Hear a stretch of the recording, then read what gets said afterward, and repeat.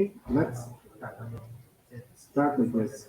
Can somebody start recording, please? Good morning, afternoon, evening, everyone. It's a great honor and my pleasure to introduce Maryna Didkovska, who is our headliner and who is the quality engineering manager and PhD holder. Maryna has extensive experience in the field of quality engineering, quality assurance, test management, and process improvement. As we all know, starting a new project can be, let's say, a daunting task, and it's crucial to have a well-structured plan in place to ensure its success.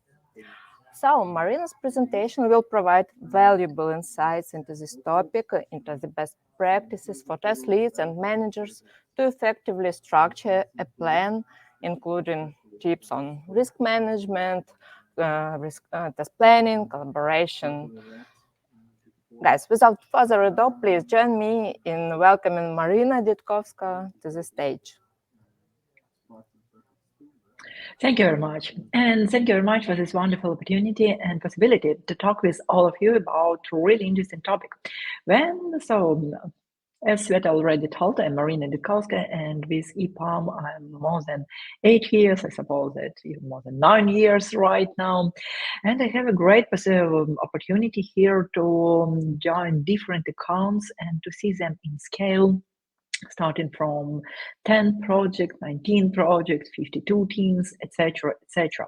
So it's a huge challenge, and today, together with you, I want to discuss how to make our life of test manager easier, how to survive in this ocean and not just to sit and say that, oh, come on, it's kind of mess, and how to structure this mess and how to make kind of parodies from this hell. Yeah, when we are talking about new project, it doesn't mean that it's absolutely greenfield, because when we start greenfield, yeah, we understand how to shape everything. So we can start normally with building test strategy, test plans, organize and shape our team properly, build the process, build some technologies after it. But doing one, not only for greenfield projects, but for projects that are already existing for some time, it's really, really, really important to understand where we are right now. So we need to build kind of governance blueprint and understand our landscape. So the biggest challenge for us usually as a test managers when we join existing projects. For example, customers, they were developing for a couple of years, or maybe even for 1 year, or maybe for 10 years. Or it's a completely new project for you, and this customer is already for a long time with the company. So The challenge always is to understand what's going on right now, because it's easy to start from scratch. It's not easy to get something and not to propose kind of wrong patterns like, oh, everything before was kind of bad solutions, and right now we will do everything shiny and bright. I'm sorry, but it doesn't work in reality, because we are here for delivery and we need to make it efficient. When we are talking about efficiency, yeah, we need to consider that there are always three main pain points. The first one is budget. Are we budget efficient or not? Time to market. Time, yeah. So are we making our users happy or not? So where we are from timing point of view, but time is money. Again, we are talking about money and quality. Are we providing good quality to the market? And again, it's also budget. So the first step, I would say, yes, it's kind of a guideline. Really important from the very beginning to get the big picture and understand where are you now.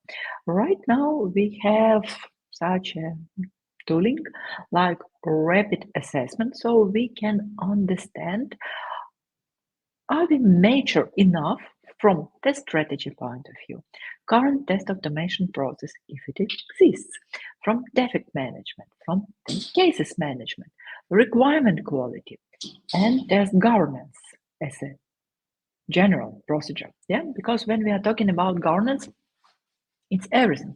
It's our team zones and responsibilities of our team. It is our process. It's our metrics. Yeah, it's our artifacts. So we need to understand with a small amount of questions, high level, yeah, helicopter view on our project. So please don't start with something like, oh, the pyramid is unbalanced. Yeah, it could be, but is it actually the main pain point? So two items that should be solved from the very beginning is getting this big picture from testing point of view and understanding the main pain points on project side. So budget, time, quality, what is the issue right now? Without this big picture understanding, you definitely can build some test strategy, but it wouldn't be really efficient test strategy. You can fight with the windmills, but is it really valuable? I would say my answer is rather no than yes, but with understanding. Yeah, here on the slide you see it's one of my assessments. Yeah, on new project. So something like 20-22 questions, and you understand that it's okay from test case management, requirement quality, test governance, but we have room for improvement from strategy point of view, defect management, and potentially automation. So we can understand, yeah, our battles, because from this big picture, yeah, diving deeper into the system, you need to understand your low-hanging fruits, your mid-terms and long-term strategy. Let's go to the next slide. And what is important? You need to build aiming, goal settings here, and to understand where we are right now, for example, in developing phase, and what is your ideal state. Maybe for this organization, you don't need transformative. Maybe sustainable would be absolutely enough. So it's exactly from big picture you can align with delivery managers, with customers, your place on this landscape, and say that, okay, we want to go from item A to item B, and we would go through the following milestones. Okay, let's start together with you, collect low-hanging fruits. usually, yeah, what I see on a regular basis. When we join a project, we dive deeper into automation, first of all, and say that, oh, it is always room for improvement in automation. Let's be honest, always. And we say that, oh, we need to build new framework, we need to add new layers in our pyramid, etc., etc. That is important. But really often, if we see some issues with testing, yeah, and with automation, we need to start not from technical part, but I would highly recommend you to start from process point of view. Shape your process. Understand what's going on during test planning, what's going on, and when do you have test design, how test cases or test ideas or checklists are implemented, how they are executed. Do you have monitoring and analysis of results? Who has visibility on these results? And then what we have, so how we close our sprint and our activities. From one point of view, that's obvious. But again, from scalability, examples from my reality. Right now, I'm working with a customer and we have 12 different teams. And from these 12 different teams, I see 5 different test processes. We are not unified, and what usually it causes some delays. Because of it, we are doing some redundant things. Sometimes we duplicate each other. Sometimes we drop the ball in these things. Sometimes we have delays and it affects our delivery. So start from understanding and please read carefully and dive deeper into your process. Understand maybe with some small addition, you would get a lot of things. Exactly. You see here the example. Let's move to the next slide. What am I missing here? From one point of view, we always declare that quality is a responsibility of the whole team. From other reality, when you would see your process, you would understand that, it's a common responsibility, but when do we share, for example, our test cases and with dev team, with performance team? How do we form this backlog? Do we really have these items in place or we only dream about them? So exactly on this example, something like test leveling was missing at all. And based on this test leveling procedure, it was possible for us to form backlog for shared testing teams like security testing team, like performance testing team, because they couldn't be able to participate in grooming of 10 other Scrum teams. It doesn't work. So we are test leveling, we are extracting this information, low-hanging fruit. Developer demo, for example. On this project, on regular basis, the feedback cycle and initial process of commit was kind of overcomplicated. We were adding small procedure of demo. So after commit, developer was showing functionality of feature, that it works. So it reduced our delivery cycle for 4 days, because we don't have this dev tester at the very beginning that we are even not passing smoke. So sometimes with small investment, you can achieve really great results, transparency and visibility. Start always with your process, because it would show you that, we carry over stories because of testing, but potentially we get these stories into test too late. So it's again process item. It's not about testing itself. So process usually it would be root cause of like 60% of issues. So yes, invest kind of 1 day and understand how the testing process is structured in this Scrum team, in this Scrum team, in this Scrum team, and how can you add maybe so you can do more with less. Let's go to the next stage. So, big picture, it is the first item, then process shaping. What would be the next? The next would be exactly about responsibility. Who is doing what? Please remember, that's always kind of obvious from one point of view. But when team knows who is doing what, it would be a smooth process. We have tried it. That is why we had a lot of BCP activities. So that is why we live right now in new reality. That sometimes, in the last moment, we need to cover activities of somebody else. Build your own test activities metrics. It is example for one project. You can get absolutely significantly other vision, like that exploratory testing should be done by business analysts, manual case, and automation case. And they could be covered, for example, by developers.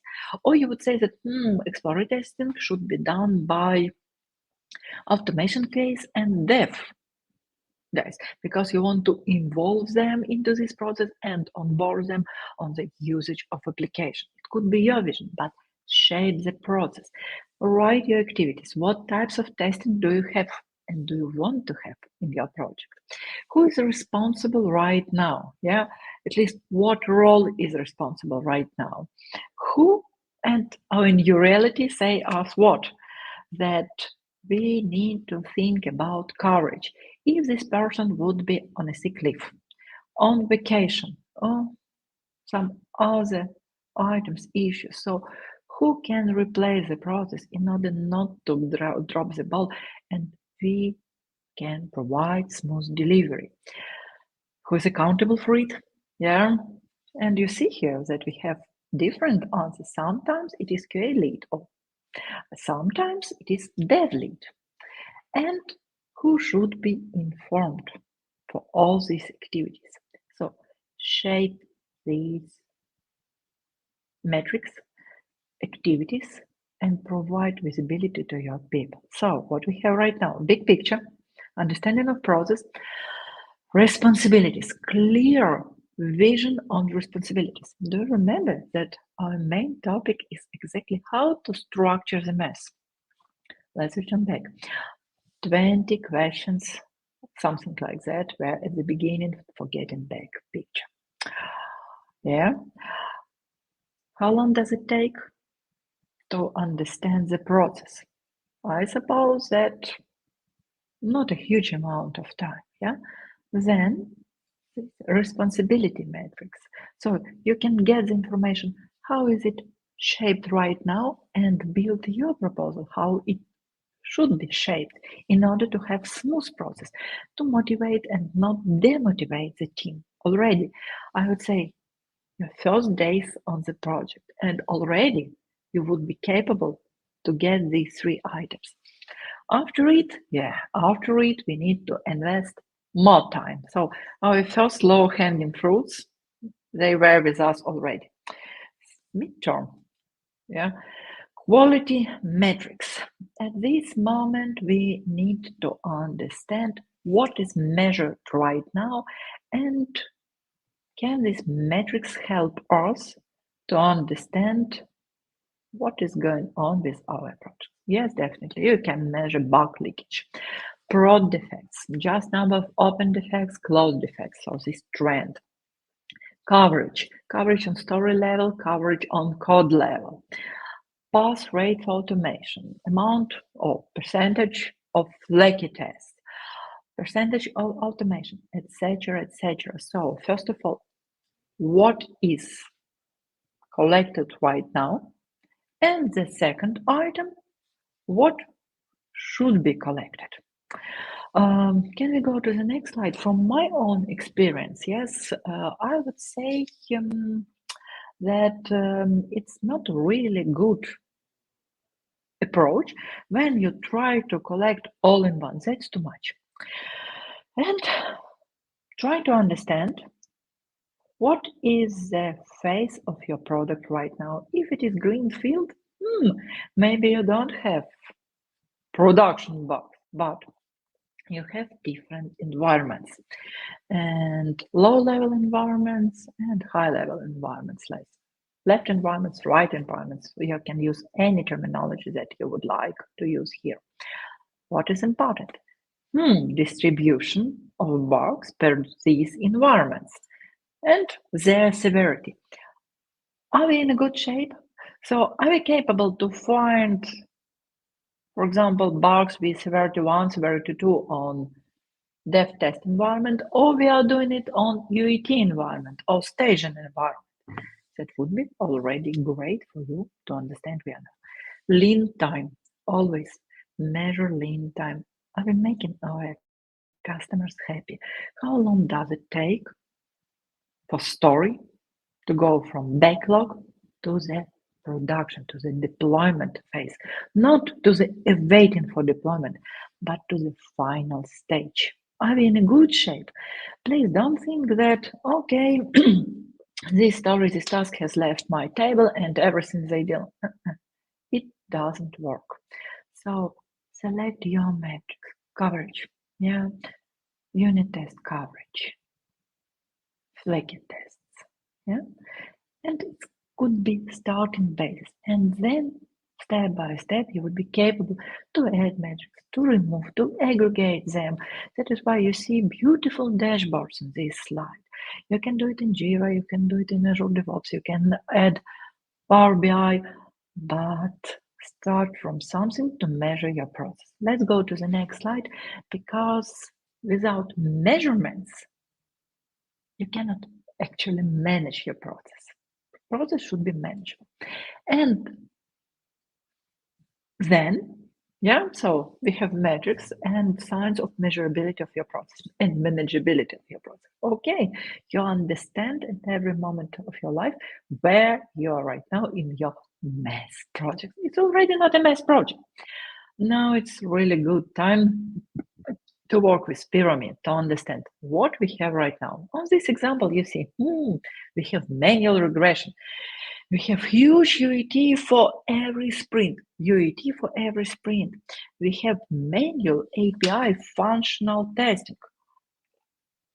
Wow, so you can analyze what types of testing do you have, how they are structured, and what are your red flags, and how you would reshape it. So, and the proposal looks like, let's go to the next one. So you can move from this item to this item. You will say, okay, I don't want to have these manual thing. You would have initial state and plan what would be your final stage. So again, we are structured, and you understand that, okay, for example, we have several thousands of manual test cases. Yes, of course, we can use ChatGPT, for example, to move them, but is it reasonable? Maybe we need restructure them, change them, review them, omit some duplication, and only the valuable core should be moved to API level, etc., etc. But what is interesting at this moment? Be prepared for it. From process point of view, you have already analyzed here, are you really owning the quality by the whole team? And potentially, you have already this test leveling procedure. That is why, because you have already test leveling, it would be good place right now to understand that, okay, these manual test cases, they should be reviewed, restructured, re-leveled, and this scope would go to devs, to the unit test level or component level, and the scope contract test would go, for example, to automation team. And here we would have automated end-to-end test cases on backend or on UI level.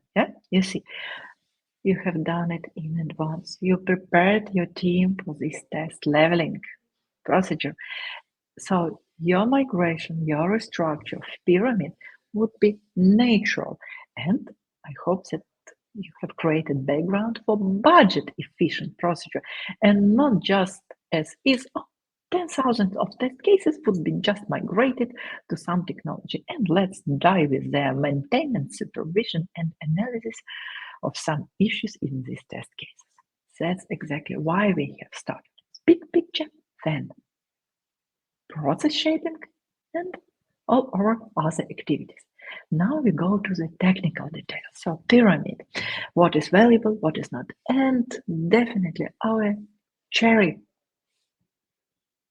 our top of our iceberg here, our cherry on our cake, I would say, building proper release process, not just quality gates, but I would kindly ask you, please keep in mind that it should be completely integrated into release process. You need to understand how we organize the flow from environment to environment in order to pass our feature from development to production, and on what level we have quality gates, and how long does it take for every quality gate to be executed. So feedback cycle is our main item here, and we structure our quality gates in order to organize fast feedback on every time, and again being budget efficient. Don't create 12 environments, maybe we don't need them. Be efficient. So with such approach, step by step, from low-hanging fruits to difficult technical things, you can shape your process and consider it, wow, like I have green product, green release, and everything is smooth. So please, questions?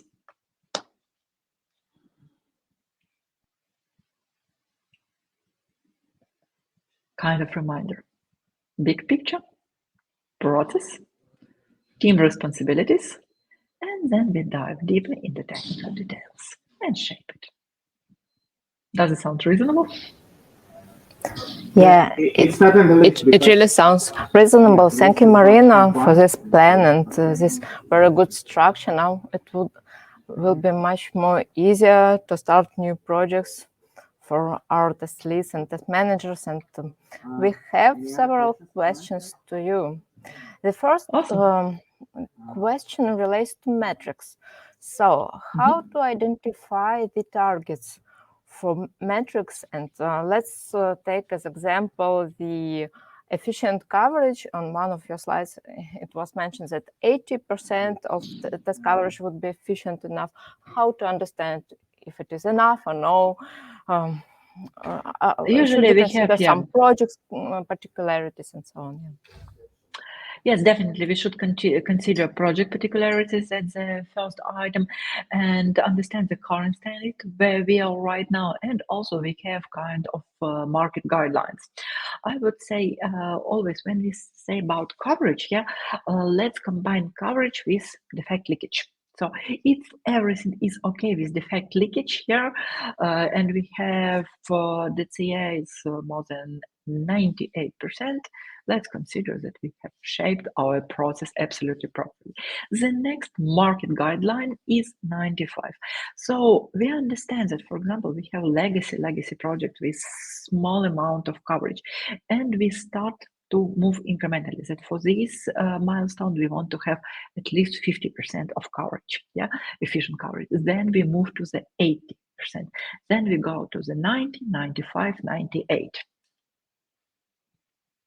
So. Okay, thank you, Maryna. We have another question. How to convince the team to restructure tests and implement them by forces, for example, developers for unit tests? If the team says, yeah, the test is so tested, especially if the time is taken for AQA, I think it's test automation engineers. They're doing mostly manual regression cases. So what to do in this very specific case? That's really great questions. Oh yeah, that's also kind of great questions and traditional questions simultaneously, And the first advice, measure your lean time. First of all, are you already in a good shape? from lean time point of view or not. Then measure how long do you stay in every status. Yeah. Then measure feedback cycle. So are we in position that, for example, developer has committed the feature and feedback cycle was kind of 2 weeks after it? It would be great signs that yes, we need to restructure, reshape all these things because we want to reduce the time to market, time to production. Exactly. So start here with metrics, and then you would have buy-in from the team. So guys, if you want to get immediate feedback, we need to do it with unit tests, because otherwise you would wait 2 weeks and you would just forget what you were doing, and you would be distracted from your current activities, etc., etc. Then sometimes we can ask developers to help us with component tests, contract tests, like mentoring. So pair programming could be introduced here. In order to have automation team to create these test cases, let's make some mix. And otherwise it would work that automation team would do everything perfectly, or developers would be really cool integrated into this process. And if they are resistant to create unit tests, I would say that right now artificial intelligence can help us a little bit to create unit tests. Thank you, Maryna. We have a couple more questions in our chat, but I believe Maryna will be happy to answer all of them offline. We are running out of time. Yes. Thank you. Thank you so much for this great discussion and for sharing your experience. Thank you very much for your questions. Yeah, and I would be happy to answer, so don't hesitate to ping me. I would be happy to help you and to help our projects. Thanks a lot. Thank you.